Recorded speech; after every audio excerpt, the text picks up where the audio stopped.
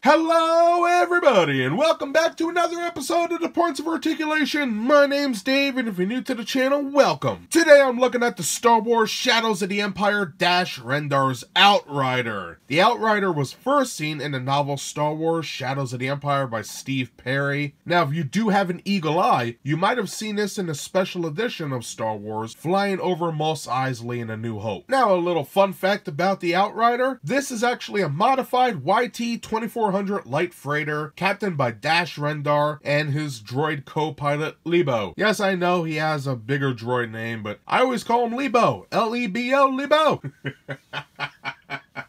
So anyway, we have a lot to cover, but before we get there, let's go over the size of this vessel, which is over 9 inches long and about 14 inches wide. In reality, this ship should be like the Millennium Falcon. It should be massive. However, what they did with this line is they turned the Outrider into a superiority fighter, and I don't know why, but basically it fits one figure in the cockpit, and then it has this crazy ability like the X-Wing or a B-Wing starfighter with S-foils that it actually has a battle mode. So, like I mentioned before, we have got a lot to cover, so you guys should know the drill by now. We're going to take a look at the box, the mold, the moving parts, the paint, check out how Rendar fits in this, compare it, and then we'll be done, so let's get started. Alright, and here we have the box. As we can see, Star Wars Shadows of the Empire, the Darth Vader helmet, really cool. Then we have a picture of our ship, Rendar's Outrider with the Rebellion symbol. Pretty cool. Then on the sides, we just have different photos of the ship. Now, yes, I know my box is pretty damaged, but, you know, it wasn't that bad. At least I got it all together. Here we have another shot and how the cockpit can open up. That's really cool. On this side, another shot of the Outrider. And I'm sorry, the box is big, so I'm kind of struggling here. But I do like the photos here. They are pretty cool. And then here we have a shot of the S-foil mechanism, so the Outrider can transform. I don't know how I feel about that. And then turning the box over, we have that other shot on the bottom. And then here we have the back of the box with the landing gear. The Outrider's there. Some other figures in the line, and vehicles such as the Swoop Bike, X-Wing, and Slave 1, which I am on the hunt for. And we also have a write-up here, so let's get a close-up of that. And here I have a close-up of the write-up. If you like, please pause the video, have a quick read, and then continue when you're done. So all in all, a pretty interesting looking box. So now, let's take a look at the ship. And here we have the Outrider out of the box, and I have to say, after I assembled this bad boy and attached the 60 some odd stickers, it doesn't look too bad. So, just like in all my reviews, we'll go over the major sections of the vehicle, and then we'll get a nice close-up view to see all the fine details this baby has to offer. So, up first, we have our cockpit right here, and I think it looks good. I love the transparent window and the supports here, looking awesome. On the sides as well as back are done pretty cool. I like the design so far. In the back we have 3 heat exhaust vents. Our engine with translucent plastic, looking good. On the top we have a turret that spins, and underneath it we can see a window. Pretty nice. Some great detailing going across the body. We'll look at it better later on. Then on the left hand side of the ship, well my right, it has a cool giant turret. I don't know why it's there, but whatever, it's a 90s toy, they all got gimmicks. And that could rotate, looks pretty cool. And then as we flip it over, besides the 72 screw holes, we do have landing gear, a bottom turret that can spin, some great detailing, and I have to say, this is a pretty nice ship. It does have some issues, but we'll get to that later. So now, let's have a closer look. Alright, having a closer look, let's begin with the cockpit. To make it easier on myself, I just attached it. So up first, we have our transparent window here, looking good. I love the support structure right here with these raised sections. Very cool. Now, this doesn't lock or anything, but it does open up, and we do have a chair in there. Let me get this. There we go.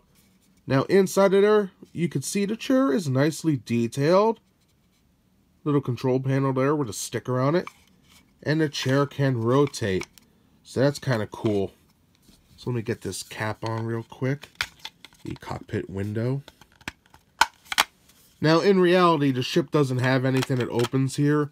It's so big that people come in on an entry ramp like the Falcon and enter through a pylon here. But what are you going to do?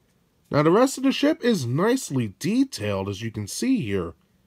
Beautiful little recesses, raised sections. I love this stuff here. Beautiful. Now, on the back, some raised paneling. And then these fins, which look amazing and match with the front. And I like that. It works. Basically, it's flat back here.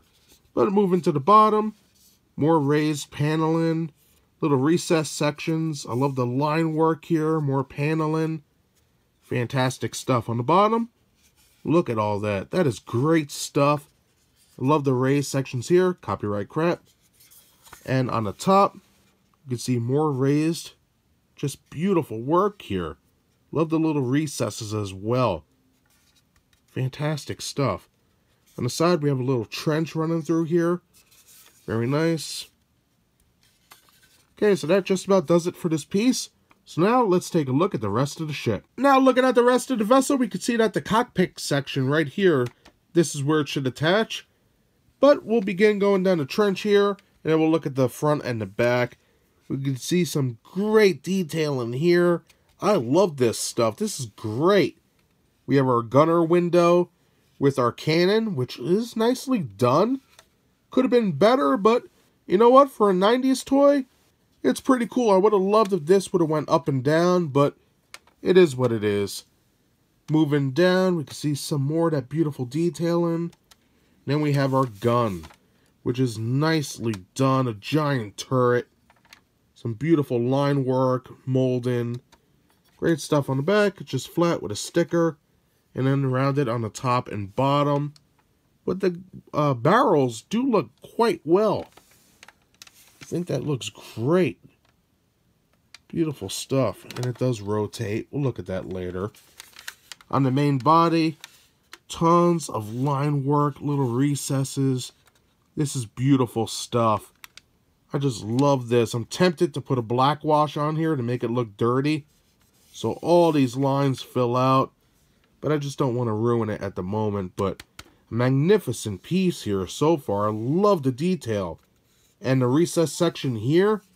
Look at all that. Pipes, hoses, little modules here and there. Some great stuff. Really digging that quite a bit. Then we have more line work. Paneling. Just a great job. Looking at the back of the vessel, we could see some more raised sections. Like nothing's flat on here. You can see it's like staircases of stuff. But beautifully done. We have some line work, paneling, recesses, modules. Just a fantastic display of basically what they could do back then. Nice work back here. And it just makes me want to buy a Millennium Falcon looking at this. We have our heat vents with stickers on it. I would have liked if they were completely molded, but what are you going to do? And then coming up, just more beautiful work. Fantastic stuff on the sides. Just amazing stuff. I like how it protrudes out in the back. Here and here. That's pretty cool. We have our engine, which is nicely detailed and recessed. I think that came out great. Then we have the back little protrusion. And the sides here. Fantastic stuff. So now let's take a look at the front, and then we'll check out the bottom. Now looking at the front, we could see some nice modules here. And then it just goes into that trench that we saw in the cockpit section. Looking good. You know, when you look at it like this, doesn't it look like batteries not included? Man, I love that movie. I know some of you might laugh at me, but I love the designs in that film.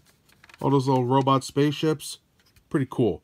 Anywho, we have a lot of screw holes down here, but the molding continues. Some great detail in here. We have our landing gear. Just beautifully done. A recess, the gray section. All little raised sections. Just beautiful. I think they did a great job with this ship. Then we have our trench again. Well, I call it the trench. But again, nicely done. Beautifully detailed. Another gunner window with a turret. Nicely done. All in all, great job. Then we have our main gun right here. Moving down to the bottom section where the engine is. Again, beautiful detailing. Look at all this. Fantastic stuff with the line work here. Magnificent. And I love the center section. Look at all that. Great stuff. And then finally this section here. Beautifully done. Like that right there. Nice. So let's take a quick look at the landing gear. You can fold it out and you can see it doesn't have any pistons or anything, but it does have what seems to be little hinges. Nicely detailed base right here. All in all, I think they did a decent job with that. Looking good. And now let's combine the two sections we looked at. And all in all, I am very impressed with the detailing on the Outrider. I think it is a great job. So now let's move on to the moving parts of the vessel. Now, like I mentioned, the Outrider does have a lot of moving parts. And as we saw, the first one up is the cockpit, which does open. And then we have the cockpit chair right here, which can rotate, as we saw before. However, where the screw is right here, the chair basically is stuck. So it can only spin this way and this way before it's hindered, which kind of stinks. Moving on, let's close this. We have our turrets, which can spin freely around just in a circle. Like I said before, I wish they can go up and down, but it is what it is. That is the same for the turret on the bottom. Just spins completely around, and that's basically it. Now the gun on the side can also rotate 360, so that's kind of cool. And then we have our landing gear, 4 pieces that all fold out. And I think they look great. It's a nice little addition. They didn't have to put it, but I'm glad they did. So now let's take a look at the battle mode of this bad boy. Alright, now to get it into its battle mode, you're going to want to take these two parts, pull them out like so. Make sure the turrets are facing down or up. I got both of mine facing towards the bigger turret. Then you're going to want to take this and rotate it like so. And there you have the Outrider in its attack mode. And do I like it? Well, it's completely different. I wasn't expecting it. But it's not too bad. I really don't understand why you would need to do this when you have the 2 turrets on the top. But I guess it's an interesting gimmick nonetheless. On the insides of the ship, it's completely flat. Besides the stickers I put there and botched them up, some of them. But regardless, it's a nice little gimmick, especially if you're a kid. Can't go wrong with that, I guess. All in all, pretty nifty. Moving on from the moving parts, let's talk quickly about the paint. The Outrider features about 3 different colors as well as multiple colored stickers. For the ship itself, we have dark gray molded plastic. For the turrets, the center section, Rendar's seat right there, and all the molded plastic on the bottom, such as the landing gears and the bottom turret. Moving on, we have gray paint right here in the recess going across the top and also in the front right here. So that's pretty cool. Also, we have what I would like to say is a grayish brown airbrush. We could see it right here in the front going like this. And that's pretty cool. I like what they did by the engine section with the heat vents as well. I think that came out great. And the last color is the main color of the ship. At first I thought it was gray, but then, you know, just looking at it, you could tell it's a dark tan color, and I think it looks good, sort of like a khaki. Now, what makes it unique is when you get close to this, you see a similar paint scheme to like sand, that it has little bits of gray and dark tan mixed in with it, as well as what could be silver or some sort of gloss on here. As you can see, the light just reflects off of this and sort of shimmers. And I think that is great.